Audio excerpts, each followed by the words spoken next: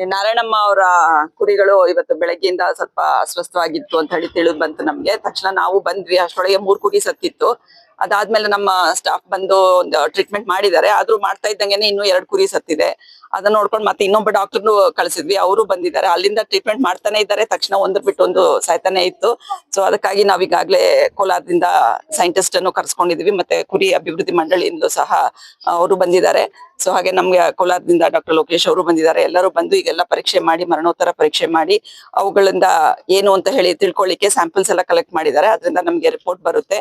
So report ಬಂದ ತಕ್ಷಣ ನಾವು ಅವುಗಳನ್ನ ಫಾರ್ಮೆಟ್ ಎಲ್ಲ ಮಾಡಿ ಇವರ ಹೆಸರಿಗೆ ಸರ್ಕಾರದಿಂದ ಅನುಗ್ರಹ ಯೋಜನೆಯಲ್ಲಿ ಒಂದೊಂದು ಕುರಿಗೆ 7,500 ರೂಪಾಯಿ ಜಮಾ ಆಗ್ಲಿಕ್ಕೆ ಅನುಕೂಲ ಮಾಡ್ಕೊಡ್ತೀವಿ ನಮ್ಮ ಇಲಾಖೆಯಿಂದ.